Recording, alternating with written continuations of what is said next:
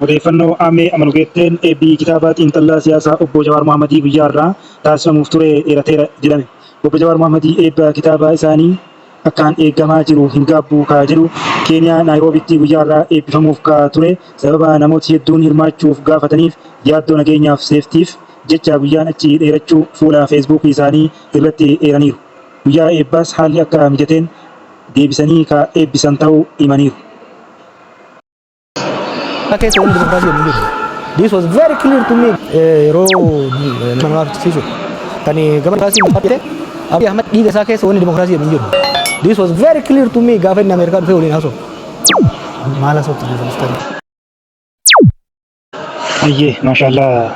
Yada ayun siyasa Jawar Mohammadi BBC News irratti qabatee irratti interview gaaffii taasisaa jiru fi taasisaa ture irratti waan tokko waan argadhe qabaa waan kana dura diaspora biyya alaatiinis irra wal falmiin guddaan deemsifamaa ture hawaasni gaafataa ture tokkotu ammas keessatti anaaf naa mul'ate ani yaada isaa kana keessatti wanni gulaalee ilaale tarii wanni siyaasni bakka akka ijjatee yookaan dhaabbatee nama eegu jijjiiramuu danda'a haala yeroo wajjin akkuma ayyoon tokko maal jedhanii siyaasni guyyaa keessa jiru san fakkaataa jira siyaasni guyyaa fakkaata guyyaa keessa jiru san faana deema warra jira haa ta'u ammoo yaadichi amma akka Jawaarii amma dubbate kanatti yoo ilaalle jennu dhiiga hooggansa amma biyya keessa jiru kana hooggansa amma biyyattii kana Itoophiyaa kan hoogganaa jiru kana olaantummaa hoogganaa kana keessa dhiinni dimookiraasiidhaan hin jiru jedha akkuma sanillee paartii keenya kaafaa'oo karaa ifa ta'een waajjira bannee yookaan bakka buufnee muunnee godinaalee irraa illee haa ta'u magaalaa irraa illee haa ta'u ganda irraa illee haa ta'u kaa'uun nama san ajjeesisuudha. Ajjeesuu bicha ajjeefamee akka maatiin isaa abbaa malee ilmaan isaa abbaa malee akka haftu yatiima ilmaan isaa taasisuudha jedha.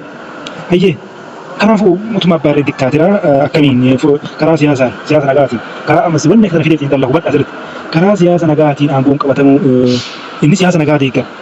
Waan isin bakka siyaasa karaa nagaatiin qabsoofnee aangoo qabannaa aangoon biyya kanallee qabamuu qabaa jechuu amana. Wanta baala bakkee kana ilaala. Innis waan isa rakkiseetu jiraatu hin ta'a. Haa ta'u ammoo gama biraatiin faallaa kanaan immoo akkuma argaa jirtanitti biyya kana keessatti warroonni hidhannoo gama naannoo Amaaraattis haa ta'u naannoo Oromiyaattis haa ta'u warra hidhannoodhaan socho'aa jiru hidhannoodhaan qabsoo qawweetiin aangoo qabannaa mootummaa abbaa irra jijjiirraa jedhanii amananii qabsaa'aa jiru. Innis wanni dhugaa inni baa'u arraba isaa dhugaa inni ba'e kanaaf gama nagaatiin gama kanaafuu isa irrummatti amanu tokko akkamitti karaa nagaatiin buusuun danda'ama. Inni danda'ama jechuu danda'a. Silaa sochii laatee gaaffii kana dhiyeessaa ture. Maa kun TPLF fi warra abbaa irree karaa nagaatiin aangoo irraa hin buufne yoo jedhe deebii ta'uu danda'a isaaf. Akkasitti illee deebisuu danda'a jedhe yaada hayyuu siyaasaa waan ta'eef deebii akkasii kennuu danda'a. Akka silaa namoota tokko mul'atanitti ammoo eega abbaa irree diktaatara ta'ee diktaatara ammoo qawweedhaan malee gadhiisuu hin danda'u. Afamuuzii malee aangoo gadhiisuu hin danda'u. Kanaafuu hidhannoon warri hidhannoo kun dhabamuu qabu galuun qabu waan jedhu akeeka yaadachiisa garuu xiqqoo yaadni kun wal fakkaata yaada akkana kana meeshaa maal jechuudha. Mana akka keessatti warri filate kunillee baduu qabu filannichi ni barbaachisaa ta'ee fudhataa jira.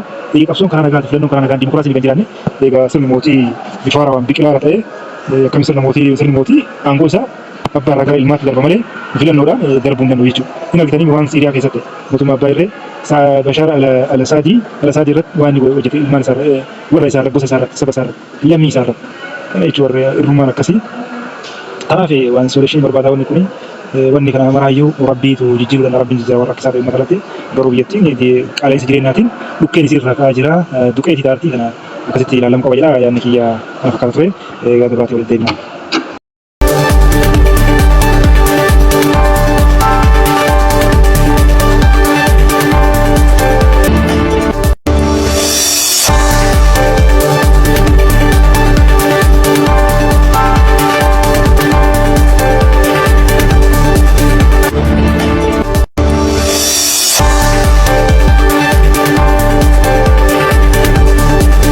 Fi xiinxallaan siyaasaa obbo Jawaar Mohammadii BBC Afaan Oromoo wajjin taasisee isin biraan ga'a. Na wajjin tura warri haarawaa gara toora yuutuubii keenyaa dhuftan Abdii Miidiyaa Neetwoorkii sabiskiraayib godhaa akkasuma laayik gochuun nu tumsa akkasumas sheer godhaa sagantaa keenya kana faffacaasaa. Afgaaffii xiinxallaan siyaasaa obbo Jawaar Mohammadii BBC Afaan Oromoo wajjin taasisee akka ani itti yaadaa ture jarri biyya bulchaa jiran gargar jedhama. Itoophiyaan ani uumuu barbaaduu fi Dr. Abiyyi uumuu barbaadu wal hin fakkaatu. Itoophiyaan ani jedhu tan diimookiraatofte tan mirga sabaa fi sablammootaa biyyattii keessatti eegame jedha hayyichi siyaasaa gaanfa Afrikaa. Fedhii muummicha biyyattii amma biyya bulchaa jiranii yoo ibsu immoo dhiiga isaa keessa diimookiraasii wanni jedhamu hin jiru. Akkuma gaafa aangottuu dhufu dubbate mootii torbaffaa taata jettee haati tiyya naaf himte jedhe dubbatu suni waan ibsuu jalqabu irraa waa ibsee jira jedhe akeekee darbe. Jarri aangoo irraa jiranii ni kijibanii waan kijiban sanis ofii isaaniillee kijiba sanii dhugaa jedhanii of amansiisanii kijiba isaanii keessaa akka waan biyyattiin qananii qabdu akka dammi lafa irraa yaa'uutti dubbatu. Kanaaf furmaanni of irraa jissuudha. Sirna akkanaa kana jechuun furmaata akeekee jira. Itti dabaluun gaafii dhihaateef akkanatti deebii kenne.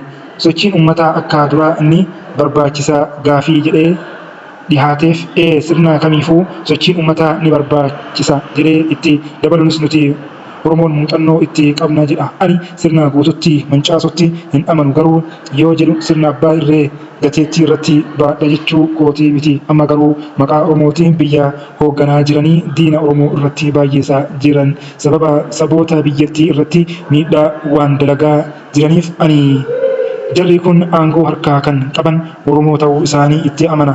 Garuu maqaa kanaan saboota biyyattii irratti badiin dalagamaa jiru xurii uummata Oromoo xureessaa jira. Irraa barachuu qabu gareen alaatii Siiriyaa bulchaa ture afaaniin akka waan uummataaf aantummaa qabutti ololaa ture. Booda erga al-Bashiir al-Asaadii aangoo irraa ari'amee waan jiru argitan jechuun wal biraa qabee akeeka kaahee jira. Filannoo itti aanu ni hirmaattaa gaafii jedhee gaazexeessaan gaafateef biyyattii keessatti filannoo gaggeessuun hin danda'amu. Sababiin biyyattiin harki caalaan mootummaa harka hin jirtu. Fakkeenya xaa'oo qonnaan bulaa riphee lolatu raabsaa ture kan mootummaa dhiyeesse jedhu. Mootummichi Finfinnee qofa bulchaa jira. Haala akkasii keessatti filannoo gaggeessuun hin yaadamu. Filannoo gaggeessuun rakkisaadha jedhan.